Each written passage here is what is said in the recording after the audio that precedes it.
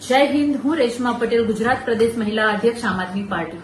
આજે મારે ખૂબ ગંભીર વાત ઉપર વાત કરવી છે। ગુજરાતની જનતાને મારે સમજાવવું છે કે દિલ્હીને લઈને ગુજરાતમાં જે ભાજપના મંત્રી સંત્રી અને ઉભા કરેલા અમુક માણસો દ્વારા આમ આદમી પાર્ટીને બદનામ કરવાનું જે કોશિશ થયું હતું એના ઉપર આજે તમાચો લાગ્યો છે।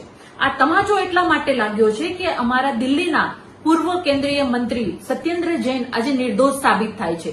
કોણે પૂર્યા હતા? ભાજપે એમને જેલમાં પૂર્યા હતા, ખોટા કેસમાં જેલમાં પૂર્યા હતા। અમારા દરેક નેતાઓને પ્રજાના કાર્ય સારા કરતા હતા, પ્રજા માટે કાર્ય કરી રહ્યા હતા, પ્રજાનો વિકાસ કરી રહ્યા હતા, પ્રજાને સુવિધા આપી રહ્યા હતા, એટલા માટે જેલમાં પૂર્યા હતા। એ વાત સાબિત થાય છે અને એટલા માટે જ ગુજરાતમાં આજે જે પ્રસંગો બની રહ્યા છે, જે અમારી આમ આદમી પાર્ટીની સભામાં આવી અને પોતાના 2-4 માણસોને મોકલી અને કેજરીવાલ સાહેબ ઉપર જે સવાલો પૂછવામાં આવે છે એ ભાજપનું ષડયંત્ર છે અને જે સવાલ પૂછવા આવે છે એને હું આ માધ્યમ દ્વારા જવાબ આપું છું કે એનો જવાબ અમે જે નિર્દોષ સાબિત થયા છીએ ને એ છે। એટલા માટે ગુજરાતમાં અમારી સભાઓમાં આવી અને જે ખેલ કરવાનું ભાજપે ચાલુ કર્યું છે ને એ વસ્તુ એ ભાજપ ડરી ગઈ છે ને સાબિત કરે છે।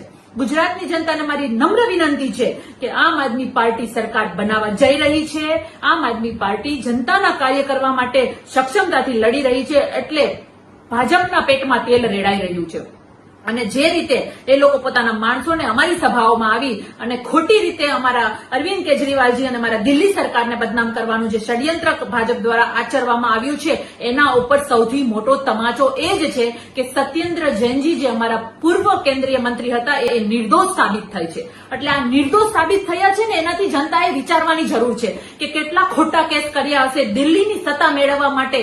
અરવિંદ કેજરીવાલજી સહિતના દરેક નેતાઓ ઉપર જે ખોટા કેસ કર્યા છે ને એ દરેક કેસ ખોટા છે। આ હું ડંકાની ટોચ ઉપર કહું છું। એટલે અમારી સભાઓમાં કાર્યકર્તાઓ જે ભાજપના આવી અને ભાજપના ઇશારે જે બબાલો કરી રહ્યા છે એને એટલું જ કહેવાનું છે કે તમાચો એક નહીં 1000 તમાચા મારશે જો તમે ખોટી રીતે જનતાના કાર્ય ઉપર કામ કરતા આમ આદમી પાર્ટી પર કહેર વરસાવ્યો છે અને ભાજપના ઇશારે ખોટી રીતે દંગલો કર્યા છે તો અમારો એક કાર્યકર્તા તમાચો તમારા ગાલ ઉપર મારશે ને મારશે। એમાં અમને કોઈ પણ જાતનો ડર નથી। ધન્યવાદ।